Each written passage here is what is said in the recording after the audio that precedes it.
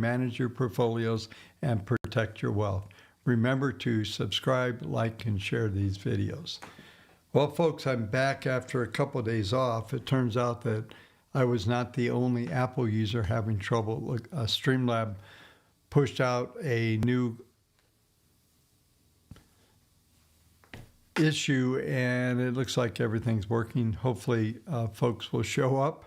I don't know that I forgot to put out a notice on Twitter, so hopefully you'll figure this out. I'll go ahead and go. So we have been seeing a lot of things going on here. There we go. Somebody showed up. Welcome. I'm glad to be back on. So we'll get some users up here because I forgot to send out the Twitter notice, so I apologize. Just got the software working, so let's go ahead and get into some of the things I want to talk about. So there's a lot of talk about the Dow. I've told you folks for a while that you listen to the loudest noise in the room and you go the other way. So, Bitcoin knows Michael Saylor and Lee and all these characters out there, every influencer telling you the bottom's in. Maybe it is. We haven't punched out a new low, but things are looking pretty hairy, especially if you happen to manage a company called Strategy. That does not look well. So a couple things, though. And I saw something on our Discord. Somebody had made a comment that, the day after, a lot of times the day after the Fed meeting, you might have a really positive response when the meeting's going on. Next day is kind of a hangover. And that's, that happens a lot of times after Fed meetings. I'm kind of all over here I'm just so, I wasn't sure anybody was going to show up. So we're starting to get a few bodies up here. I really apologize for the mess up. But there's a couple of things going on here. Things feel really discombobulated, if that's a good enough word. It's just a lot of mixed signals out in the markets. You've got the metals going vertical. You've got, Bitcoin getting hammered. It's almost like the Bitcoin bros are selling their Bitcoin and buying the top in the metals. I don't know if that's a thing or not, but it could be. It's interesting, the inverse reaction here that we're seeing, especially on a day like today. But anyway, a couple things. I had a great show planned for the other night when this platform failed. So thankfully, Streamlabs figured out that probably every Apple user was yelling at them. I was thinking I was going to have to reinstall and rebuild all my scenes and everything that I have built in. So good news, I don't have to do that. It looks like everything's working. But I think some of the noise that we're getting around the Dow, I'm going to show you. I put in the Substack last night. I put a chart in. I'll bring that chart up and kind of discuss what's going on. But I think we're about to get a pretty good bump in the Dow right now. And, I found a picture. I didn't get a chance to, maybe I'll put it in a newsletter tonight, but it was very interesting. I was talking about in the newsletter how basically the Europeans are, old world Europe is standing out because there's no new world Europe. And they are struggling for relevance. And I think that it's going to backfire on them, what we see going on. But the whole sell America thing, the dollar is going to collapse, and debasement and all of that. And one of the things that I talked about, if those of you been around going back to maybe the pandemic days when a lot of us met, no one was talking about debasement when the Fed opened up the spreadsheet, added $8 trillion and hit save, and added $8 trillion overnight. And that's where the inflation started. And I remember telling everybody the best inflation hedge on the planet is the S&P 500. And that's proven to be very accurate. I've been meaning to run some numbers on the returns on the S&P versus the debasement of the dollar that happened. The debasement's already happened. if you go back to, I started in the markets in 1989. I am going to do this study. I'm going to make a note for that.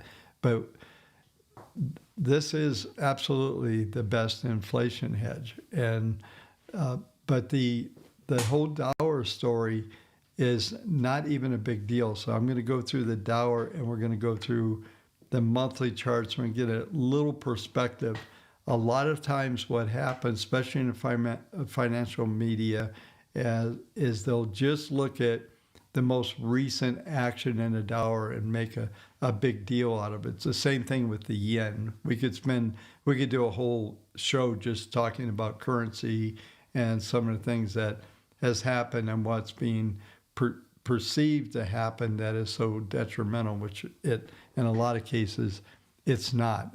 When you zoom out to 30, 50,000 feet up, you can see a little different picture than what's going on the day-to-day markets. But, you know, you have to realize everybody, for the most part, that has research out, they're selling something. You know, the last place to read anything for research, and I promise you I am going to get the annual report out. You can probably see on my desk back here, I have several projects that are really all over me right now and keep distracting me.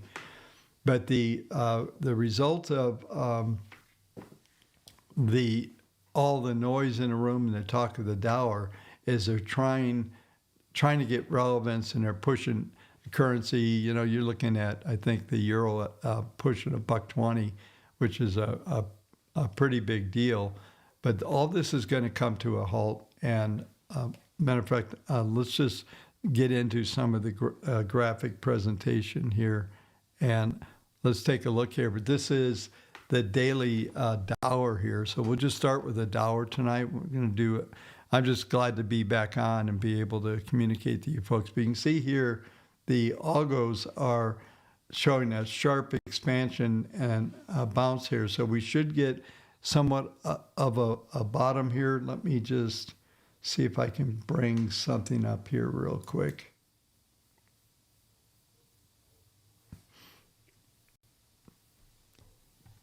I'll bring this over on screen for you. So yeah, let's just bring this over here. So you can see this is what I put in the Substack last night. These all V bottoms, and I'll show you what's updated right now. But everything's pointing, probably coming back over here. Nothing big, 98, 99 target, just not a collapse. Everything's being forecasted. And when you see these V's, those of you that have the all the wave tech indicators, there was even a V down here on the 200, which is, the 200 is obviously the longest window of time that we're looking at here, and even it's responding to this extreme number. And so this window I put here where it's shaded, this is where we should see some appreciation. There it is, target 97, 98, could be up to 99, maybe even a little higher. We may get up toward these old highs. We should stall there, but the scenario of the collapse is going to go away, so they're going to lose one of the components of the Sell America. And, you know, we're still, even though if you were into Sell America, why are the equity indexes, you know, still printing at the highs? What's funny, I watch, as I'm up late at night, so I watch Bloomberg late at night. It's actually the time where they're the least political of the day. There's less TDS on Bloomberg coming out of the Asia and the European session until the morning guys come into Europe, the main anchors. But during the night, early in the London Open, there seems to be some reasonable viewpoints. But this is what everybody's talking about in Europe. So I get a chance to tune in a little bit just to hear what the scuttlebutt is going on in Asia and in Europe. And a lot of things, it's one of the best times of the day to trade E-mini. So If you're in Europe, I'm very jealous because you can do it in daytime hours.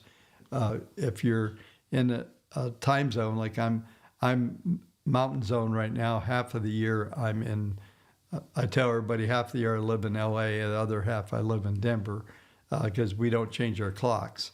And so in the summertime, we're on the early time, so it starts an hour earlier, right at midnight instead of 1 o'clock. But it's really liquid and a lot of good activity going on at that time of the day. So the overnight session, a lot of times by the time you folks wake up, a lot of the market moves already over. So there's an opportunity at that time of night. If you like working midnight shifts, that's a good thing. But anyway, the Dow is being promoted as this disaster, that all the debt and all these things are going to crush it. So I've been telling you a little bit for a while. There's only one way to get out of this massive debt we're in, and Trump said it, Scott Bessent said it, I've been saying it for multiple years, and you could actually go back and read last year and 2023's annual report on Substack. You can go back and read those. I think they're still available. I think I made it so you can go back to the beginning. So if you want to see what I was saying at different times, you can do that. But the result of this was that the markets were always going to be able to resolve this debt only one way, through the actual growing out of it or changing GDP and getting productivity up. One of the things Powell, man, it was hard for him to get it out, but just talking about the increased GDP that's coming up and productivity and what AI is doing is really a big thing. And I've been saying this for probably a year and a half. It's probably mid-26 coming into 27 is where the big effects are going to happen. I said 25 we'll start to see them, but mid-26 we're going to be full on with efficiencies and other elements from the standpoint of seeing the growth start to come in. Now, we've had 3 years of double digits returns, and I think we could get 2 or 3 more.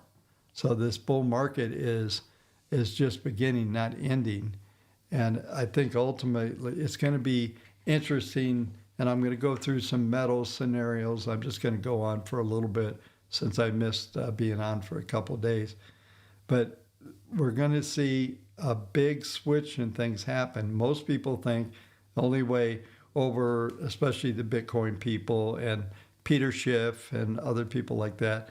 I mean, it's funny because Peter just can't finally, after 10 years of being wrong, enjoy being right for a minute with gold running. He's got to take it to the next level, and now they're going to replace the currency and all that stuff. That's not going to happen. And the reason why it's not going to happen, and it's not going to get backed by gold, none of that's going to happen. And the reason why it's going to not going to happen is there's too much in play right now. That would take multi-years without disrupting and causing some kind of dislocation of the flow of activity. So somehow the Dow is going to stay in place, whether it gets backed by something, maybe there's some program that you got to ease it in. I don't know how it's going to happen. Bitcoin's not going to be the world currency, and all of those things. But gold certainly, something that nobody's talked about with gold at 5,600. What is that worth now on the balance sheet of the U.S.? But remember that Bessent and Trump said they were going to go and see the gold. What happened to that? Also, and I've said this just like in Substack, what happened to the Supreme Court ruling on the tariffs? What happened to that? Man, are they slow walking that one or what? They know if they ruled that they were illegal, that it would probably crush the entire system. Trump was around the last day or so, maybe it was today earlier, saying that he's talking about a $2,000, we'll call it an award for certain people under a different under a certain level of income. And, you know, I think I saw Kevin, Mr. Wonderful, talking about, he wants his money back from all the fraud. We should all get this thing is so upside down and everything. So I'll stay back on course. But the dollar is not, has been debased. Yes. Is it going to continue? Possibly. But I think productivity, GDP growth, I think we're going to see something that none of us has ever seen. Now, I was alive and in the market since 1979. So we printed, I believe, an 8.6 GDP. It was even 6.6 or 8.6 in 86. So it might have been, but that's a big number. And there were a lot of things coming into play. Of course, it was a year before the 87 crash. And, I like sometimes people send me emails and stuff on things that happened back in the 80s, and they forget I was actually there and a participant at an institutional level. So, there's not, it's funny to me, most of the things many of you have read about, I lived through. And so I was kind of there, and a lot of these writings and things that you see are not really all that accurate. They're usually written to promote a specific narrative that you have right now. So anyway, I'll get out of this loop here. But the markets are operating in this very weird regime right now. If you read, I put out on Twitter today, I put a shared link, so I don't even think you have to be a subscriber to read it. But the article that I wrote on silver, I have another really great article. I've got two of them laying, the annual report and another one about the psychology of market. I'm trying to do more educational things that will benefit you folks. And I went through, the last time I did a YouTube video, I talked about understanding these parabola, and when markets go into a parabolic curve, in that silver, it's not just about silver is the example, but it's about understanding these type of parabolic curves.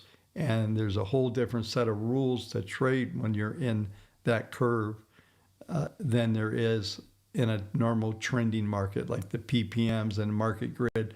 None of those things have much of a relevance to a large degree. Market grid to a point because it adjusts a bit, but everything else, it's not a trending mode. The rules for trends don't apply when you're in this parabolic curves. They detach from normal market characteristics. So I told you guys the other night, so go back and watch that video, I think 2 nights ago, that you need to understand that, because if you're a day trader, shorter term charts will have a lot of these events that will last anywhere from 4 to 8 hours. It can last maybe up to 20 hours if you're on an hourly chart. And then if you're on these short-term 5-minute charts, you can get these spikes, and these elements happen all the time. So you need to understand those. And so, but yeah, so what we got in the dollar looks like, let's go to the live dollar now. So here's the live dollar. So we got the B's, and now we got kind of a shoulder. You can see there's a bit of a moonshot going here on the PPM1. PPM2 is a little more controlled. What this means here is that we will test the 21-day moving average, and right now that's 98.18, but it is declining fairly quickly. So that's going to be more like a 97, maybe 97.50 to 97.80, and then you should get a pullback, and then ultimately you'll get into the longer term averages, the 200 and the 40 that are above. But it looks fairly robust that we're going to at least correct. Let me go to the weekly real quick.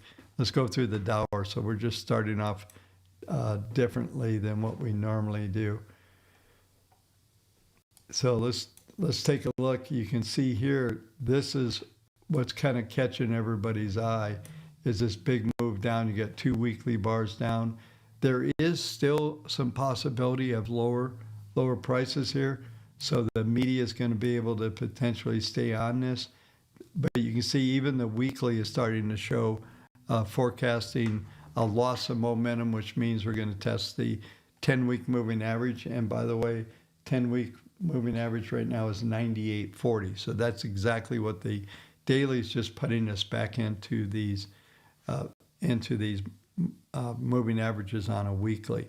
And so when you it's interesting. So if you have a daily and you're going to go weekly, I call it bottom up. So you start with the daily chart and then go to a weekly and then monthly.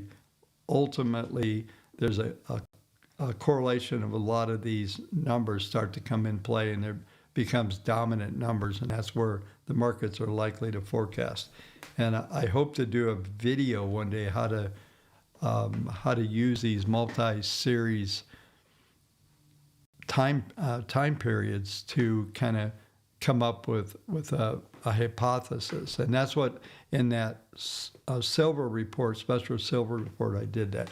Okay, so coming into the end of the week here, we're finally, going to close this one out. We got the end of the Fed.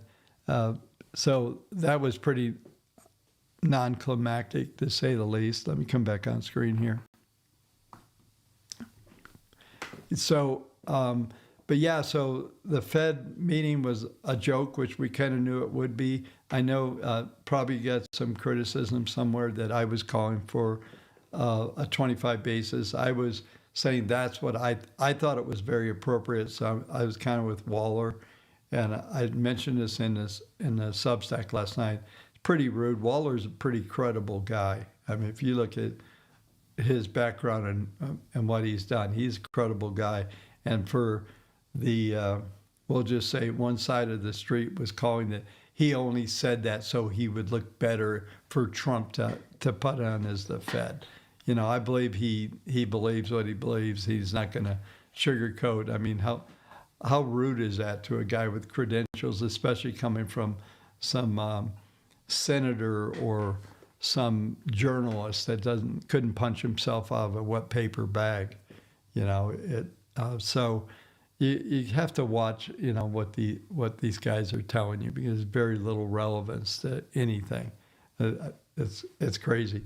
Okay, so let's go ahead and now we'll get in. I'll be able to get through this in a half hour. Let me just see what you guys said since I moved on. Yeah.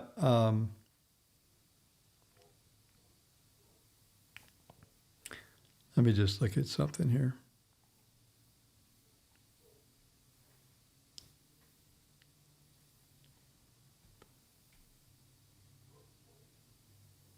Yeah. So, I would like to see that report on gold. I see somebody said best. We should audit every year. We should do all of that.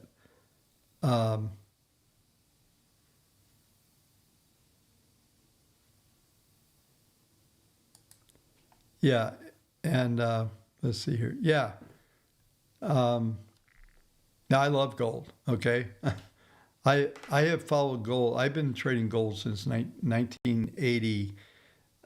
Was one of the things that I traded pretty substantially back in the last. We thought that was a run, but nothing like what we're seeing now. So, and if you look at our models and everything, we've been long gold for a while. Silver we bought at $29, so it was up $100 on that trade. Still long, and I don't think silver's done yet, but we're going to go through this. So I'm going to, we need to do this, folks. Ukraino, any thoughts about Microsoft? I got a lot of thoughts. I think what I'm going to consider having broadcast maybe Tuesdays or someday where we just do a quick review of the indexes and just cover some stocks. They don't have to be the Mag 7, but yeah, there's a lot going on there. All right, let me just see one more thing.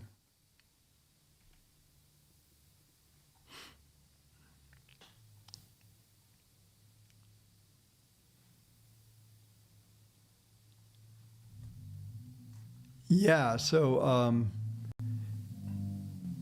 going to answer this question before I go on. So, Bob, please advise on how the S&P has underperformed EM markets, because EM markets and all those guys have been in the dirt for so many years that people are looking for something cheap. So you saw a bit of rotation, and it's worked. It's kind of been a crowd trade coming on. Maybe we'll go to. Let me just put something up here. I'll bring it up here in a second.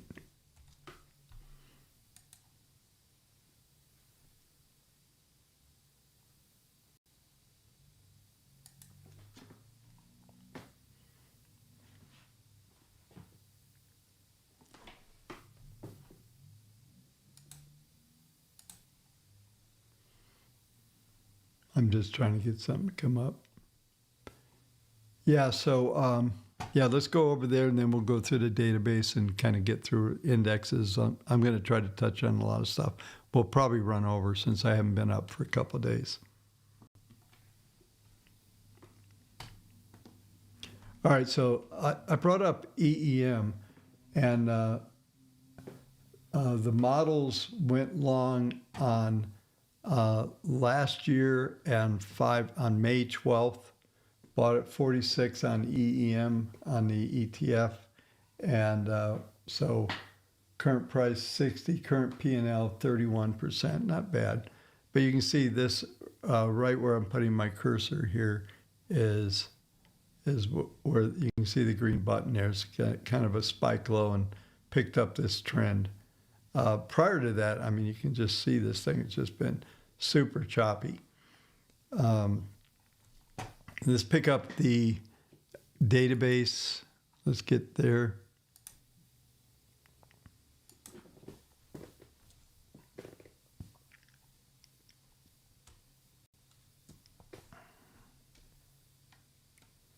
So database got a little bit of a negative rotation last night.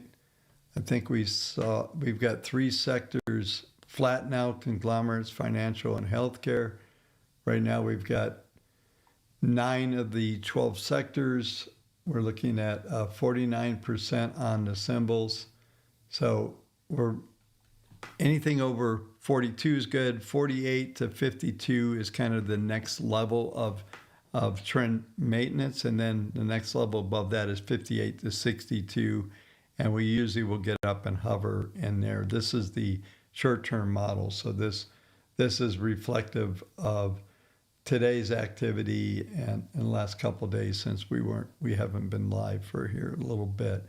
But if we go back to the weekly,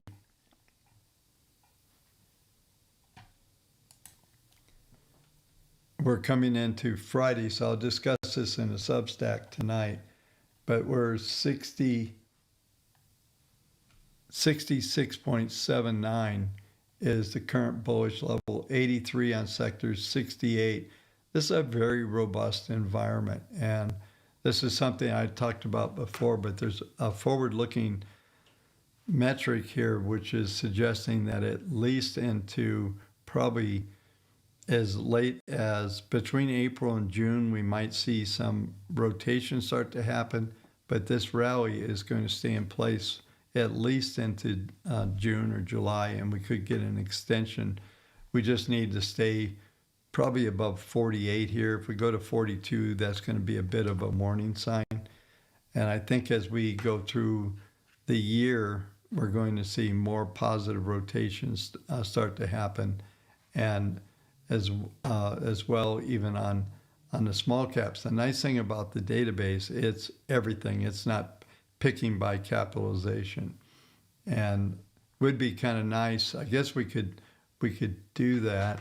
Let me look at something here real quick. I think we have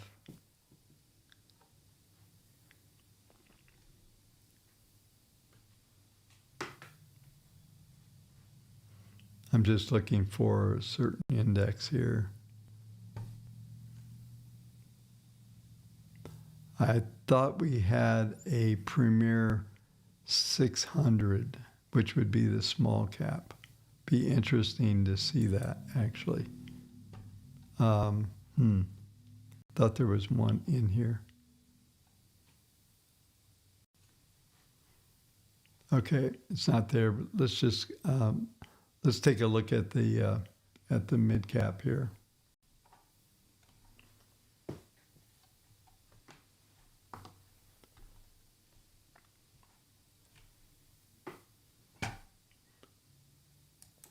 I just want to take that off screen. I don't want to expose anybody's portfolios. I realize that is behind the firewall.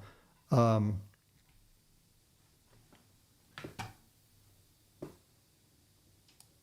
I want to look at, and this will give you a little different feel. And so, yeah. So this is the S&P 500. And so right now, it is 84% invested, but there's only of the 500 stocks right here that I'll highlight this. There's only 217 stocks of the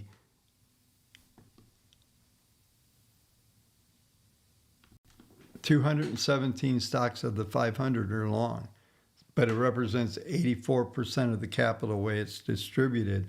So there's a lot of stocks that are not in play. They're not trending, and it's just yeah.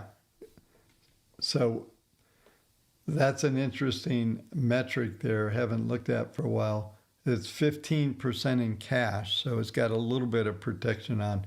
But most of the money is all stuffed into 217 stocks. It's capable of being long 500, but I don't think I've ever seen it. I have seen it about 420 to 460 long, and that's a very robust market. So even though we've got markets going up, it's not all the market, not all the symbols. So when I see folks say there's only 7 stocks driving the markets, well, there's actually much, at least from a trending standpoint, this is what's going on. This are not stocks above some simple 200-day moving average. That doesn't mean anything. You could have a stock declining sharply, but still over its 200, and folks are considering that positive. It's not. So what we look at is just trending stocks on an intermediate basis.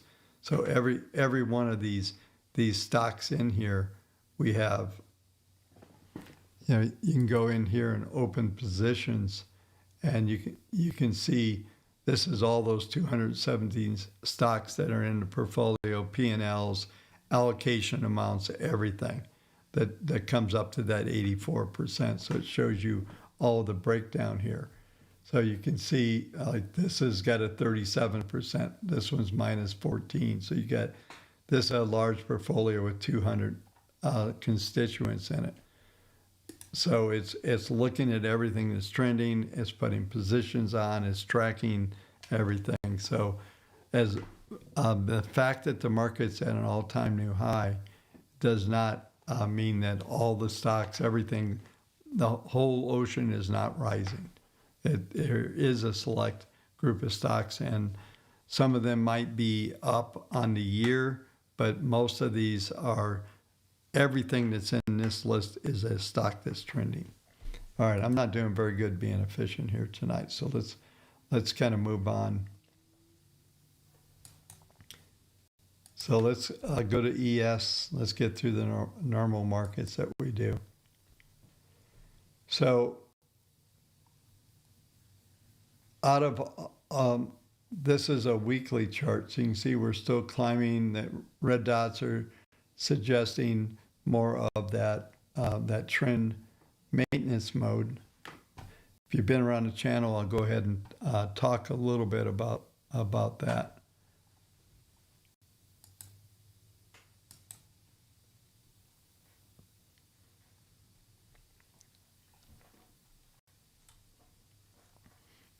But this is where you get this big spike up and then it goes flat. So this is just that's what this is telling you up here, is that we've got momentum, upward momentum slope. It looks like flat, and then as we get in April, we see an acceleration. So possibly the scenario I was talking about a little bit ago is that we'll get a upward bias into April, but it looks like there's, at least what's being forecast at the moment, that there's potentially more an acceleration point that comes in. This is right around April, May.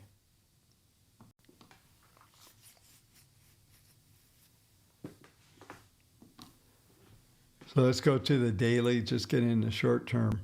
I said as we close out this week, this is also the final trading day of the first month of the year. And you can see this is something else that I watch for, folks, is start to see volatility spikes. And you can see here, I was talking, I was on Discord, somebody was commenting about the market grid. If you look at the market grid, we can go all the way back. There's just a violation, not even a close outside. Give me a second. 5 days going back to November that we've even traded outside the ranges. So a lot of folks have learned this trick. I know on Discord, folks talk about it. You get down like, we went through the STX level today. So we went through this, and a lot of it's like a rubber band. It wants to stay above those numbers. So we penetrated today. This is one of the 5 days going back to November, but there's usually a great trade. That was an incredible squeeze at the close today. I mean, they printed positive for a second. They came back under pressure. They're under pressure right now, about 0.5%. But the bottom line is, this is the daily. It looks like we'll probably stay neutral, but it's forecasting, and I talked about this the other night, of forecasting a bit of a bounce coming into early February. A lot of markets seem to want to pull up, the Dow or some other things all looking fairly positive. So let's go and see how quick I can go here. NASDAQ, same thing, it blew through all the numbers. The other thing that happened, I'm pretty sure this happened, as the market grid turns on. A lot of times I'll look at the market grid, which is the extreme orange lines on this chart here, and what it will tell you, kind of a channel that's being formed, and we'll stay within that channel. So it looks like right now we've got the potential, if we look at this forecasted low into February 11th or so, this is daily. So as we come into February, it looks like a bit of a bounce and then a fade is what's going to be expected. We're probably not going to print new highs, do all that stuff. We'll see. I wish we had time to get through everything. I'm just trying to see. There it is, 38 minutes. I just want to try to stay close to into an hour that I can. But so everything's kind of flattening, a little bit of bounce, flattening as we come into the 1st of February. And I'll put some things out. If you don't get the Substack, it's $8 a month. Kindlereport.substack.com. The data sheets are pretty good. Somebody made a comment about one of the data sheets. Once in a while, it's built and run through Claude. And once in a while, Claude tries to get smarter than I told it to be. It does things that aren't always instructed, and it will take the S1, all the support and resistance, and blend it to probabilities, and it shuffles, kind of card shuffles the thing, and it's frustrating. I'm going to see if I can get something to block it from doing that. I need to research a little bit on there. But yeah, so this is the forecast, and we'll bring... we'll hit the IWM. And you see it's come off the high pretty good too. So it's starting to fade, and it looks like it's going to fade into that early February period, that first week, maybe second week of February. Looks like a fade there. All right, so let's do this. Let's go into the metals. This is the other thing that starts happening. We got an STX sell signal or RTX sell signal. Let me show you where that is. So this was this bar here. We closed above the market grid. Typically, we'll tell you 1 to 2 days of sideways to down. We basically went and spiked up all the way to the RTX level the next session, and then closed in the middle, closed a little negative, and then today we've got we're getting another day of negative, and we probably, the last time we had one of these prints like this, let me see if I can find it. Yeah, we come over here when we were at the 4,200, we kind of started to get this action where you get these big swings. We're starting to see the same thing.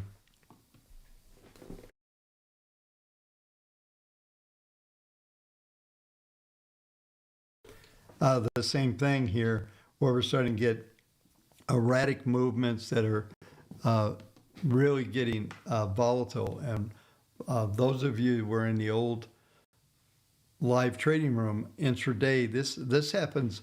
A bar chart's a bar chart. When you start to see what I call noise show up, where two things happen: expanded ranges and high activity or range where the trade volume just goes through the roof. So like if you're a day trader, I use a 1 and 5 minute chart to trade.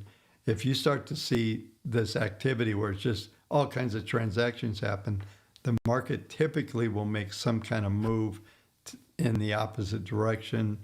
Sometimes it could be a continuation in the pattern, but when you start to see frequency of trade increase and range increase at the same time, which doesn't always equal volume. Volume is not necessary in those periods of time. Typically, it is involved in part of the calculation, but sometimes you just get the order book dries up and there's nothing there, and it just starts swinging. So a couple of things when you see that type of activity, the potential change is coming into play, and that's what we're seeing here. Let me bring this up. I don't know how many times, but I just keep teaching the same lesson over and over.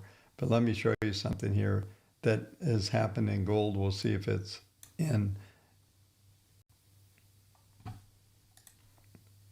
Hang on, let me just see. There it is.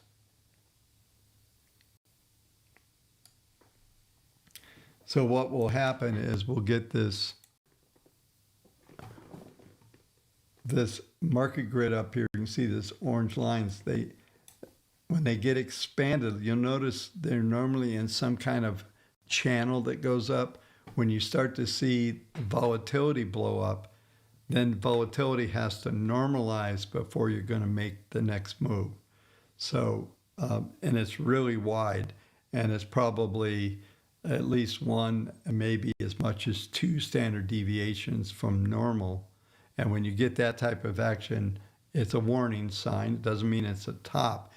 It's a warning sign for erratic trading. And when you get that, what will happen is this market grid will come in and it will start to kind of shrink together. Meanwhile, the markets trade inside of this, maybe all the way to the bottom or the top. So volatility increases, and then ultimately somewhere over here is where you get normalization, and then the market will decide what kind of directional move it's going to make. So otherwise, is it going to continue on in this trend, or is it going to correct further into other ranges and stuff like that? But we are at that moment that these signals are coming, and it doesn't mean it's the end or anything, but it does mean wide volatility. And to give you an example of what that means, this is the kind of, and this is a daily chart, by the way. So let me clean this up. So here's what the ranges are. 57.26, this is for today. 57.26 to 5,095.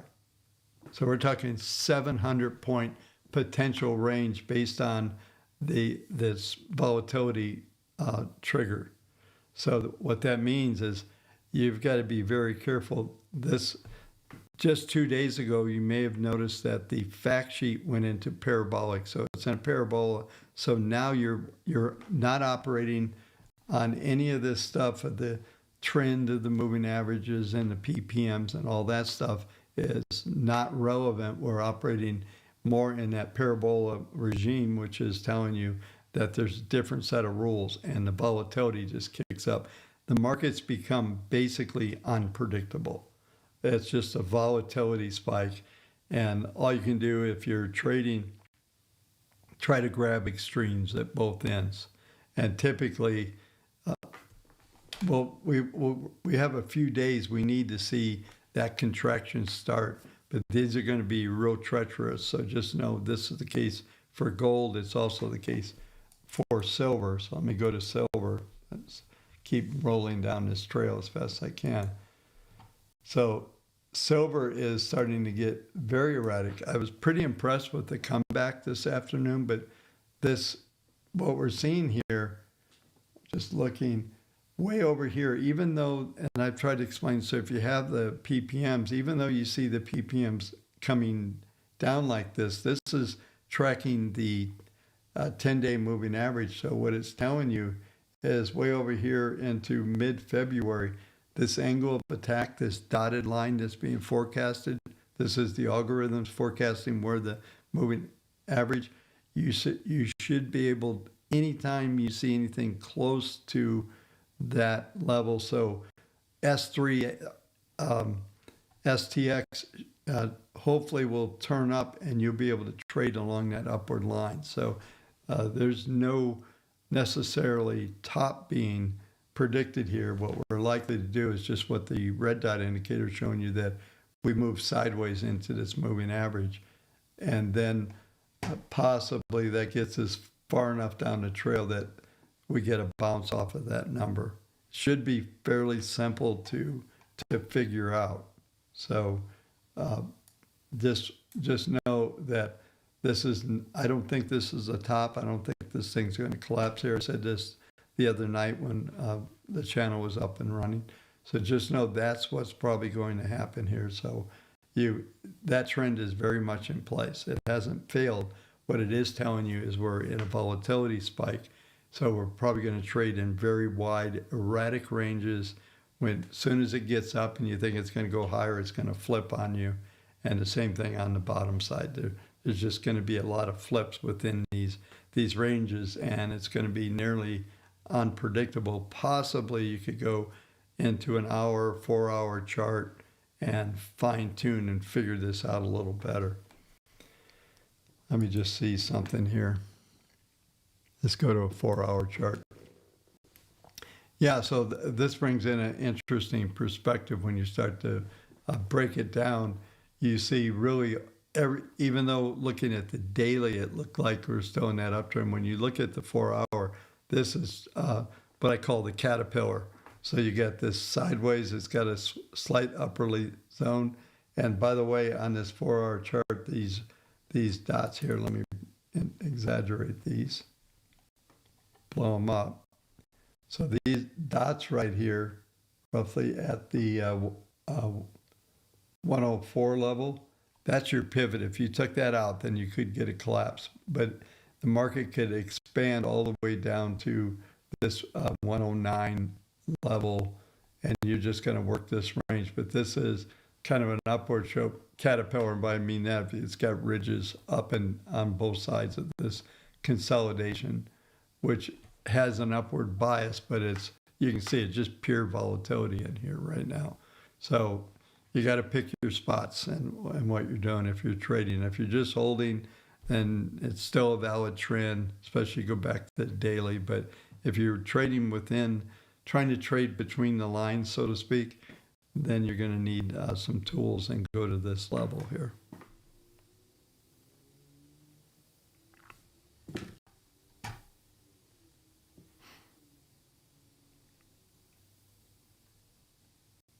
So somebody just said Scott Bessent, Fed chairman. Is that real? What's driving the volatility? Uncertainty. That's what volatility is. Volatility is you've got folks, big positions, long and short, and what you're getting here is the vol is by all the emotions that are flowing around, because you're getting people panicking when it starts to go down to get out. Then you're just getting that volatility is based on uncertainty. But with this upward slope, you can see this is the way I evaluate this stuff, is you can see that there's a bias to the upside, but in between the lines, it's just the ranges expand. So it's okay to do that. You can see even now, even with these expanded ranges, there's out of this whole group of in the caterpillar, we'll call it, basically there were only a couple of times we exceeded it. And it's interesting because the market wants to close above that, does not want to be there. So that is, I don't know what the deviation is there from a percentage basis, but when you see it outside that line, typically you can see once it goes outside line, up or down, it comes right back into the pattern again. So like I said, you might be able to throw out an hourly chart or something when those extremes are there and play the other side and get lucky, because a lot of times you can see on these bars, the markets return right back into the range. And there's some big opportunities there when they get outside these bounds, because it's really solid. Because look at this, we can go all the way back here on silver, and out of this whole sequence going up here, I see only 4 bars. One right here where my cursor is. Here's another one on the low side. Here's one on the upside, and then here's another one on the upside. But the markets come, especially you have upward shaped channels. You have to listen. If you're going to be a good trader, you have to pay attention to what the markets are telling you. When you have upward channels, and trend lines are BS in my because trend lines are drawn off of, here's a line over here, it didn't make it to that. You draw all these fan lines. The reason why everything I used was developed. The market grid was developed in I want to say probably 1994, 96. And, so 2 things I was trying to figure out is where, how to come up with some estimates on things. Because I used to run a hedge desk for major banks where we would do a lot of hedges of their proprietary portfolios. And I used to work on one of those desks, so I developed a lot of these techniques on stuff that we were always looking for if we had to lay off some kind of risk, where the best point to do some of these things are. So that was where this came from. This came from a need and an answer that we needed on the trading desk. And I've run 3 different hedge desks over my career, and you have to. You got buy hedges and sell hedges, and you need trade locations, best location, best value, and that's what this was used for. And then as I used it over the years, actually it was 92. I was on the Pacific Options Exchange when I figured this equation out, because I needed to have some way to hone in. We ran a delta neutral fund. We had like 400 million in that fund. That was a lot of money in 1991, 92. So we needed to figure out where to put these hedges on for the hedge fund, because it was a delta neutral fund, but we zeroed everything out at the end of the day best we could. We'd still have a slight bias long or short, whatever's going on in the markets. So I'm kind of bringing that knowledge to you, and see these things. That's what's going on from the standpoint of when you're in these different regimes, especially when you break out of trending regimes into parabola. then you got to have another set of rules. So read the silver report. Put it on Twitter under I'm portfolio expert, but there's no E in the expert.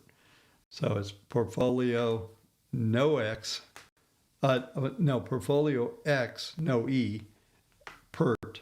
Okay, so if you're not on the Twitter X, go there.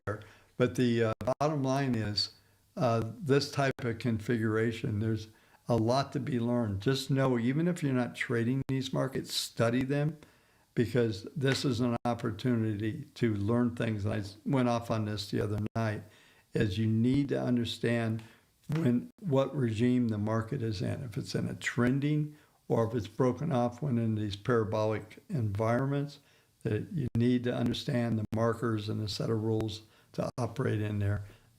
Especially if you look at any shorter term charts, because you'll see these events occur more often hourly or 5 minute or 15 minute or 1 minute as far as that goes.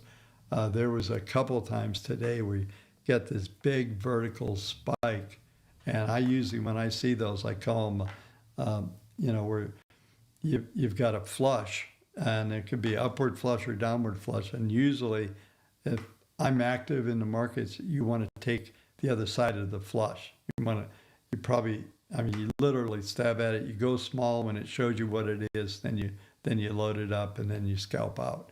But those events, like on a 1 or 5 minute chart, are very substantial. I had a great opportunity the other day and jumped on it with one of those. And listen, what I'm telling you is that no one will see this. It didn't hang around until 56 minutes in on this broadcast.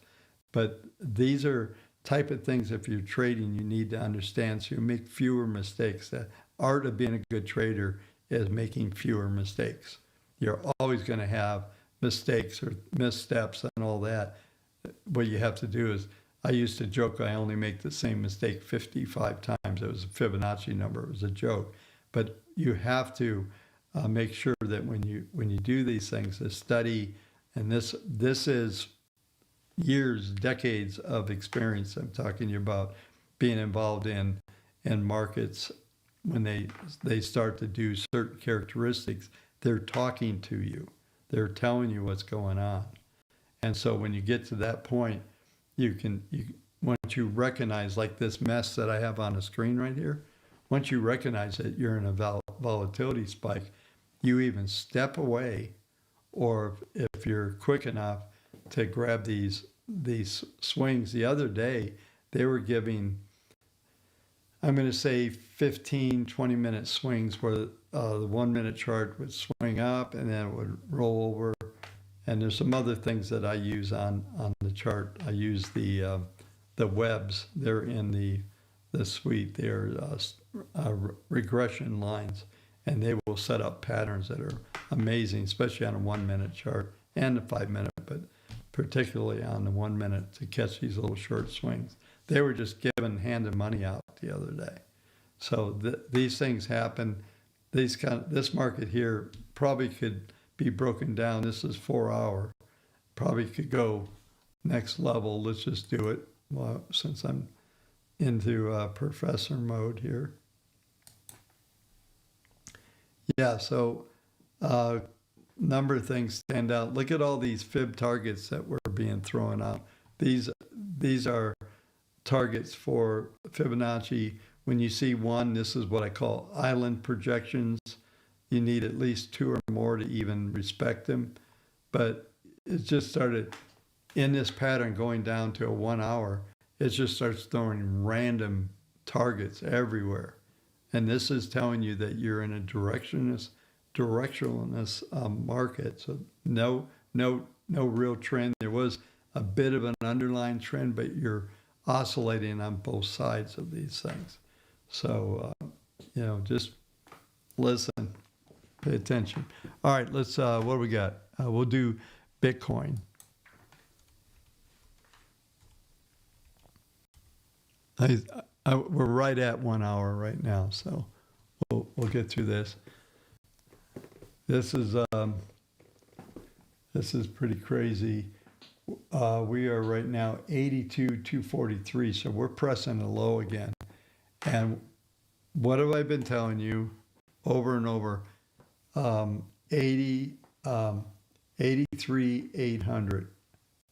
And we broke through that today. And there's, I would say, a pretty high probability that we're going to make new lows on this move on Bitcoin.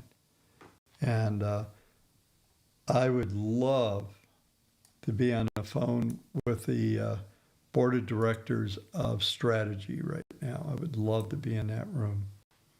But look at what's being projected here. 77, this is a 1 hour chart. But let's go to a daily.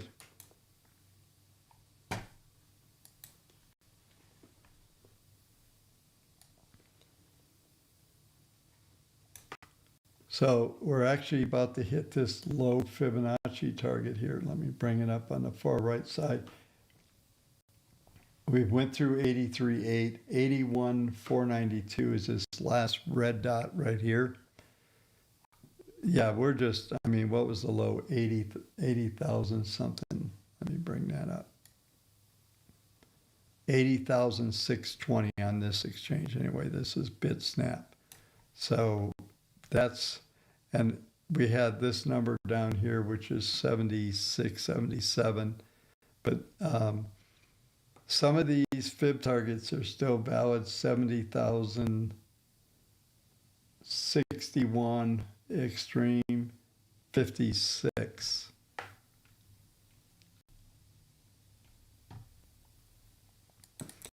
So I will tell you a funny story. The woman that cuts my hair, she's also a neighbor to where my office and studio is at. And she told me around 120 something, I went to get a haircut. She goes, I finally bought Bitcoin. And I went, my heart skipped a beat and went, no. No, you didn't. So, yeah. And it's funny because I've been telling her, don't buy Bitcoin, buy gold. But the, yeah, this is a very dangerous situation. And it's interesting, the algos on strategy are telling us that we're at a sort of, let's see what the numbers are. Yeah, see, even up here in this rally, we're still negative ppm into, once again, around the first, in between the first and second week of February. So 10, 15 days from now, we're going to get to a point where there's going to be, we're going to find out what's going on then. All these algos are going to get recalculated on every close. So that's it. All right. So we touched on quite a bit of stuff. Let me come back up on screen. Let's answer a few questions, see what you folks have been talking about.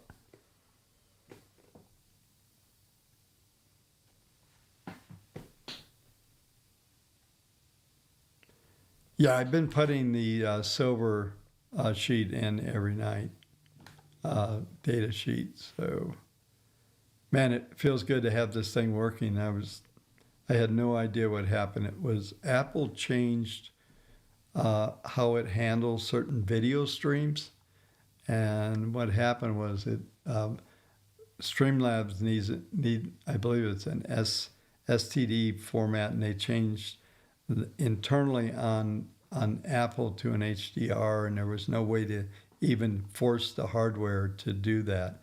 That's why I couldn't get anything to work the other day. So that was interesting.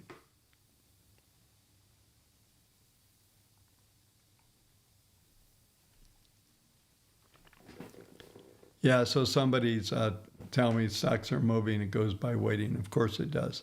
It's the top weighted stocks that move most in the index. But we've actually run very successful portfolios trading the back end of the index, have been much more profitable trading the front end. Now, the last few years we have had the the Mag 7 driving things, but it wasn't just them. There was a time where we had almost 400 stocks running.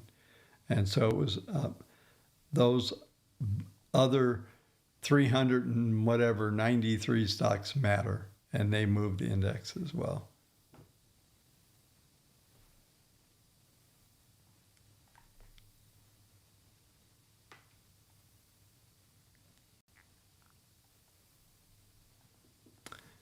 I just saw something, and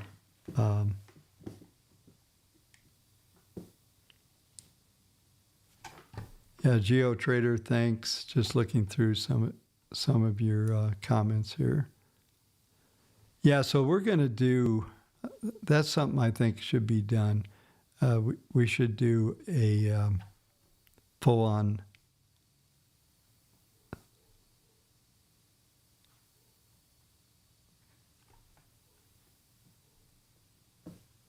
yeah. So, yeah, one of my very close friends, along with Tom Snozoff, was the founder of Thinkorswim. Tom was my first customer with my, before Thinkorswim, Tom was my first customer. I ran into him in Vegas last 2 years ago. It was the last time I talked to him, but yeah. Yeah, I wouldn't get involved, Andrew, in selling BTC in a hole down here. It could go a lot lower.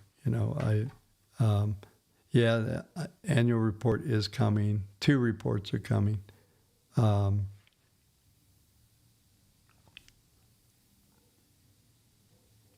Yeah, I think you're right. Somebody says BTC crowd got tired of buying dips, or maybe they're running out of money. Probably both.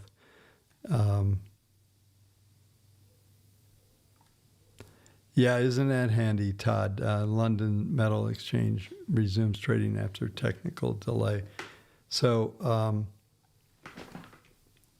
I've said this before. I knew the guy that came up with the squeeze trade on silver back in 1980. I didn't know him during that time, but I met him.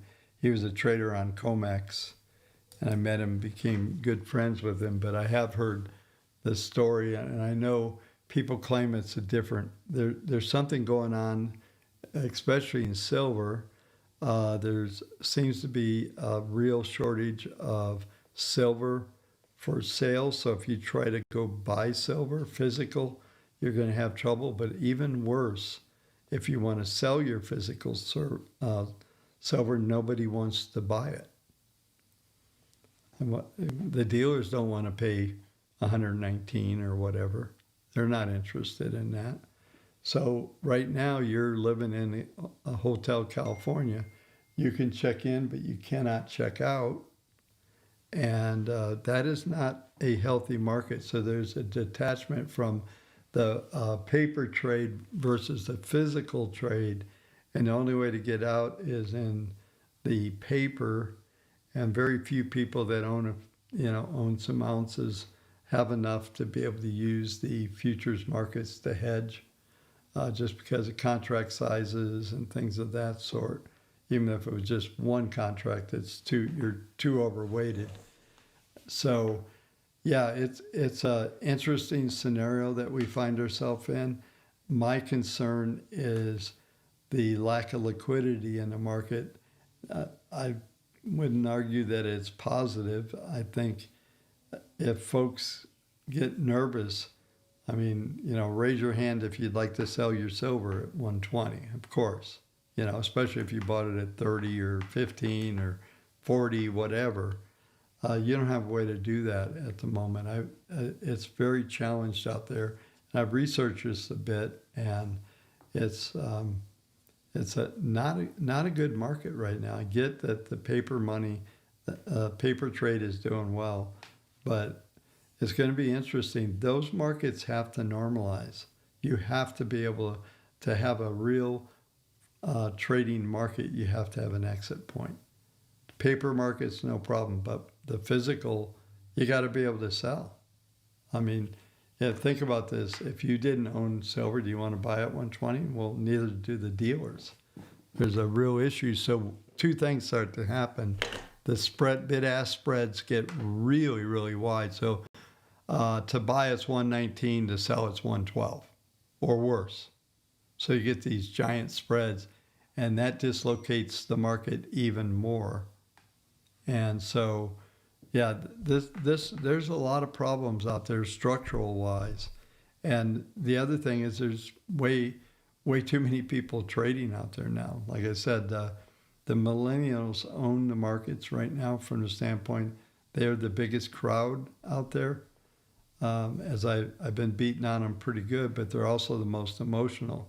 It's even a collapse in the end of the world, or it's to the moon, and it's cheering and yay, bye. I put this meme out, and people were criticizing me on the meme. It's supposed to be funny. Okay, that's the point of it. So I get people tell me, silver's going higher. I didn't say it's going lower. It just, when it was at $20, nobody wanted to buy it. At 100, everybody wants it. And it just crowds are streaming in like crazy. So that's all I was saying. It's just the irony of all the bodies. That's how it gets bid up, right? So, and it's, so hopefully there was another report, a special report I did. I need to find a way to categorize these special reports. And I've got one on my desktop right now that is trying to explain to everybody that the marginal buyer or seller makes the market. The more people that are hodling Bitcoin, the more volatile and the less irrelevant it gets. You need the float, the turnover. You got to find a bag man. You got to keep bidding the price up. If everybody hodls, there's no price discovery, and the thing doesn't go up or down. If anything, if it doesn't go up or down, then people stop hodling, they start selling, and then the thing goes down a lot until you get low enough and cheap enough that you can do it. So, okay. One last question. Let's do the final.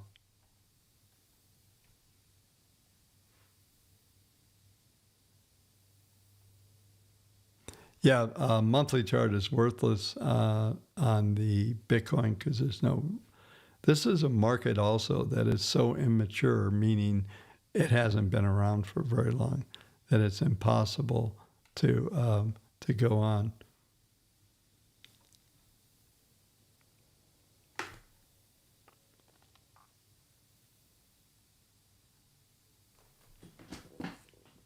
Who are you guys talking about? Todd, on fairness, she did not buy. Who are we talking about? Kathy or something?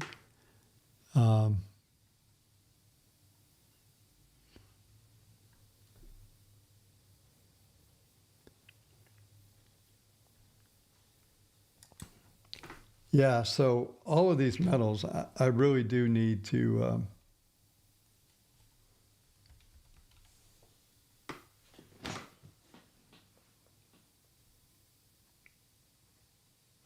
I'm just seeing if I can find a decent market here.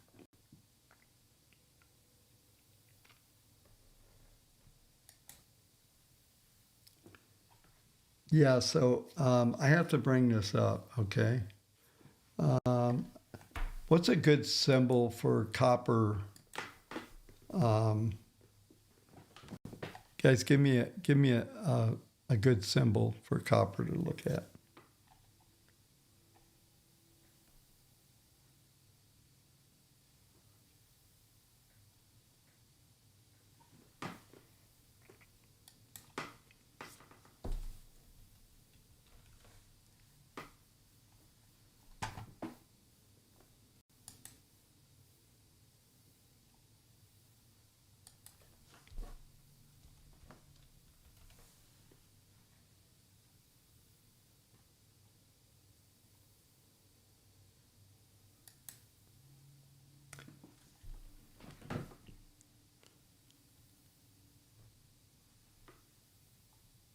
Okay, let me just see that.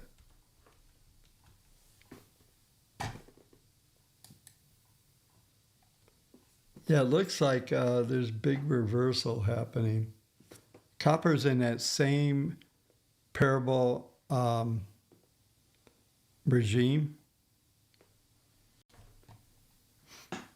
Yeah, thanks, guys.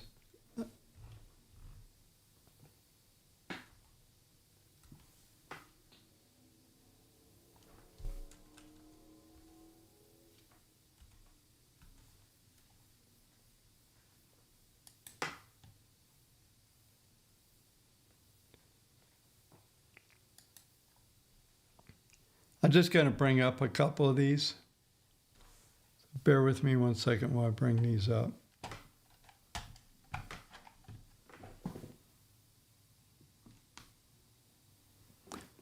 We're seeing a lot of this spike. I think this thing is starting to get this. All the metals are probably going to roll at the same time. So, you know, obviously, back in December would have been a good time. But if we go to weekly, let's take a quick look here. Yeah, all these metals are like, here's a big weekly reversal. It's coming in Friday. If we close lower here, you still got the uptrend, but look, here's the inverted V top is showing here. This is on a weekly basis. So we're getting close on a lot of these. Let's see if this thing has enough data to go up monthly. Yeah. I think last month silver went up 51%. So those markets, that's yeah, they're in a different regime, and I think I had a great quote, I think, in the silver where, you know, markets are driven basically. I'm going to paraphrase myself, based on probabilities. And when you start to get into ideology, you get into a very scary area, and that's where the metals are right now. When you look at this as a monthly chart, you can't see it. This is a monthly chart on copper. When you start to see sideways, this is that vertical move. The PPMs are getting close to rolling. We're probably going to come back to that 10-period moving average. You know, maybe you got to go over a couple of months, but you know, at 55, where are we not right now? Yeah, you're looking at 65. You probably come back into these moving averages. So be careful with that stuff. All right, folks, hour 18 minutes, paying you back for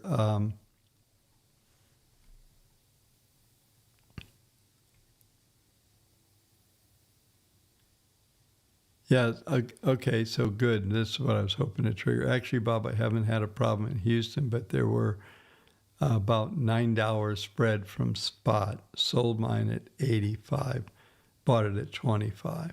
Yeah, that was at least a week ago. Yeah, so yeah, if you look at these futures, paper prices were printing up pretty good during that time. Yeah, like I said, I'm not predicting a top or anything. I'm not really telling anybody to sell. I'm just like, if depending on, this is what depends on everything, is what price did you get in at? What's your relative risk? 16, what was the other number I saw up there, like 22, 29? You're not at risk. You can play that we come back into a normal trending regime, which I think will happen, and will continue higher. So there's lots of major support underneath the markets. But I'm saying, if you decided to buy this thing at 110, you have a different viewpoint than someone on here just said it at 29. That's where our models bought, is at 29. So just trade location is everything, and it gives you. My whole point in the silver article and my whole point about talking about these different regimes is you should be exiting the markets on your terms, not on the market terms. Because if with all these trades, you stay one day too many and gravity takes over and you'll be chasing along with everybody else trying to get out. And that's where you get the big moves. And depending where you're at, see, you could walk through one of those and you could be the buyer on the flush. So that's where it gets really hard because the rule set that you can operate under, like for instance, all my WaveTech portfolio management, all of our models operate within that normal regime, which is a trending regime, and there's a lot of expectation built into the rules on how to handle that. When you get this spike up, those rules are gone. So now you have a different choice. You need to watch for some of the things I put in that silver report as markers as a potential top, because there will be those markers. They always come out. And I've lived through a bunch of these things and different in stocks and in big markets and all that stuff. Even the 87 crash, it was 38% in 4 days on a major index on the S&P 500. Even during those times, you have to be have the ability which to make decisions in that other regime that might make sense. And the decision was, when those things, I want to say it was less than a year from the 87 crash, we were printing new highs. It actually rebounded pretty reasonable. It was very orderly after that. So what I'm talking about here is not calling tops, not anything, is everything. So basically, you guys got another free lesson. Everything that you do when you're in these, you just need to understand, number one, what the regime is. Is it trending? Is it in one of these parabola environments? What are the rules for that? What are the markers?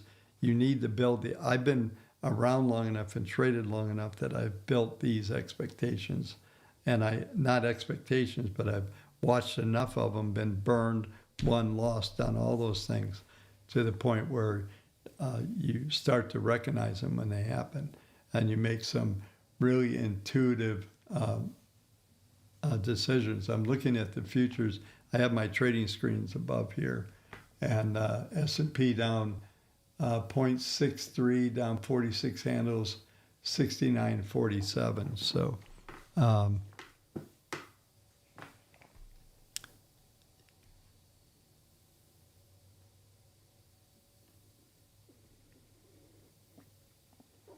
okay.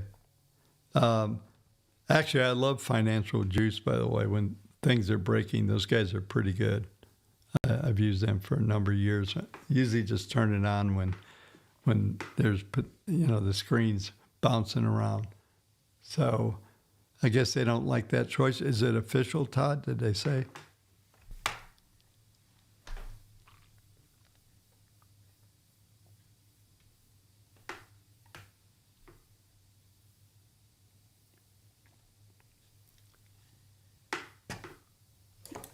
Yeah, folks, this is could be an interesting close to this month. Really could. Tomorrow's the final trading day.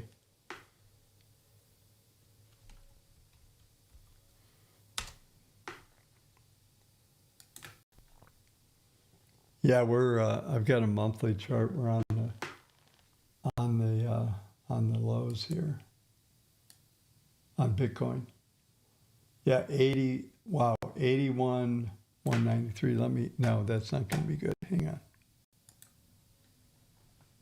That's picking up.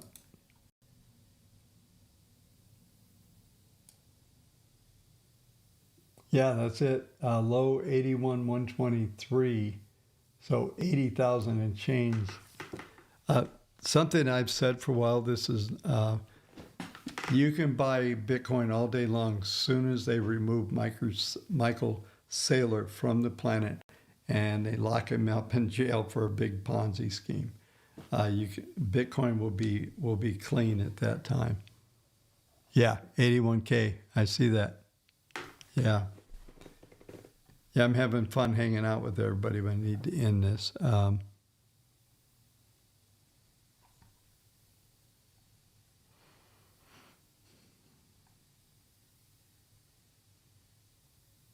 Not official rumor, but from source. Okay, we'll see what happens there.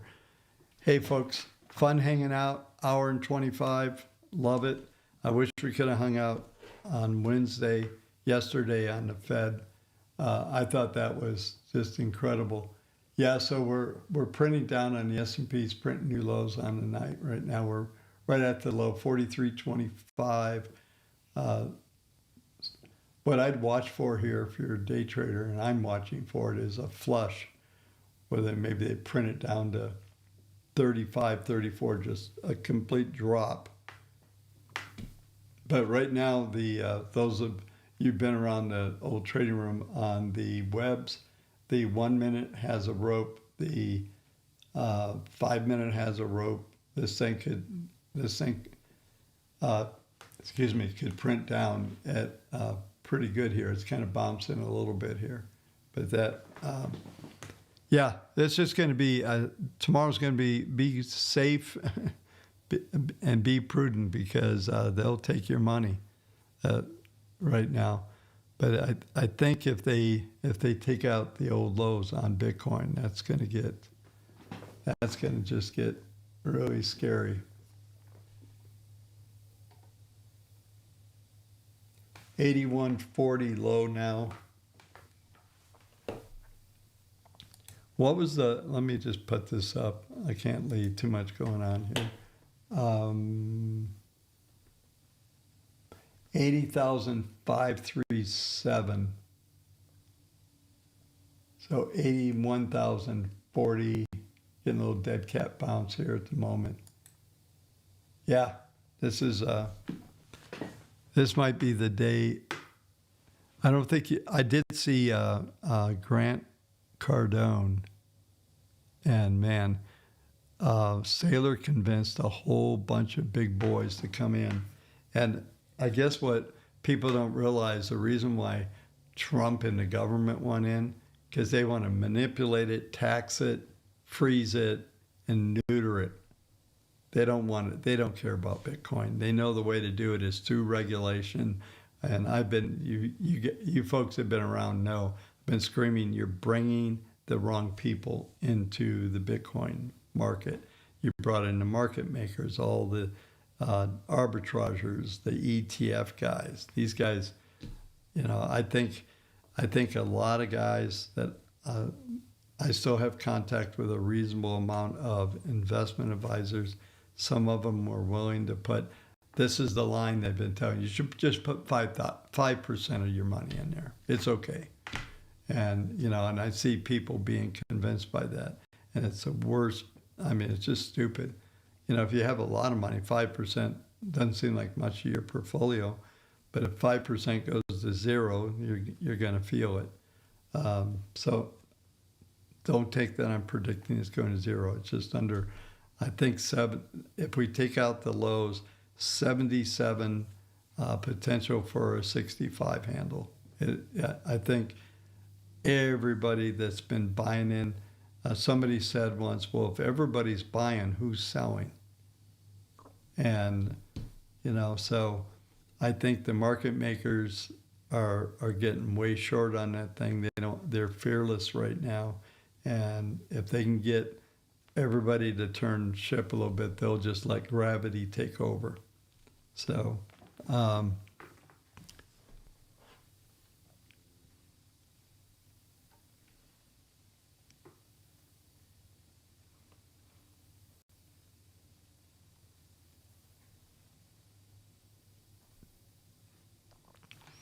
that's the other thing.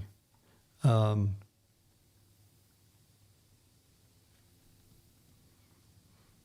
mean, I tried to, what they wanted was to be legitimate. If you believe in something, you already know it's legitimate. they were looking for the regulators, all of these market makers to make them legit.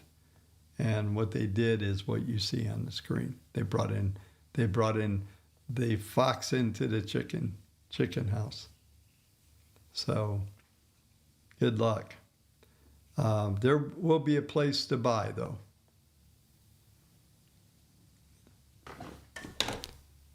I love you guys commenting. You're keeping me engaged.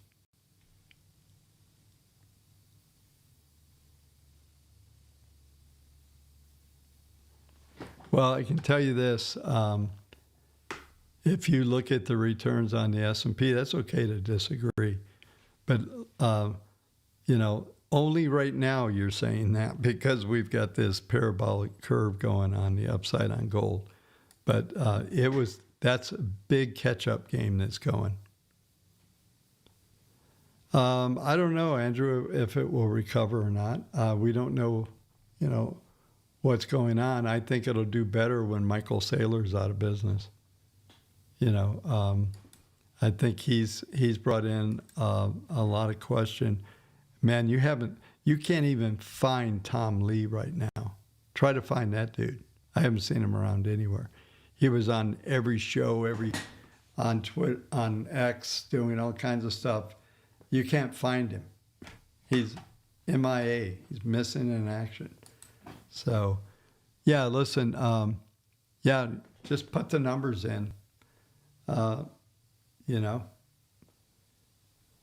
Gold was stagnant for 20 years? For the most part. So if we were in the 1980s to up to 2 years ago, that's not the case. So it's playing. This is a catch-up trade. I get it. There's a stampede going in there, but S&P has been cranking 6.8 per year forever. So it's kind of hard to argue.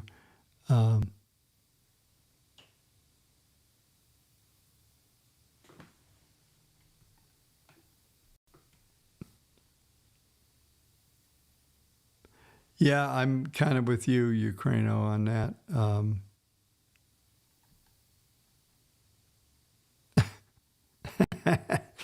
That's pretty good. Can't find him with something less than a search warrant. Anyway, folks, loved hanging out. Hour 30. So we'll call it quits. Sorry for the last couple of days.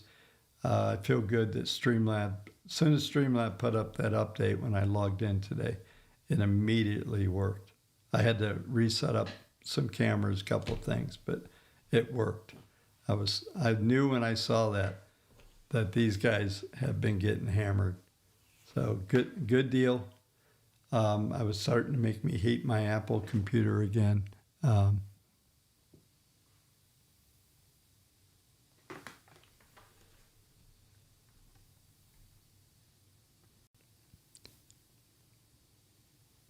Yeah, so just for one of the best in land is, yeah, that's true too, of something that is liquid tradable where you can get your money tomorrow.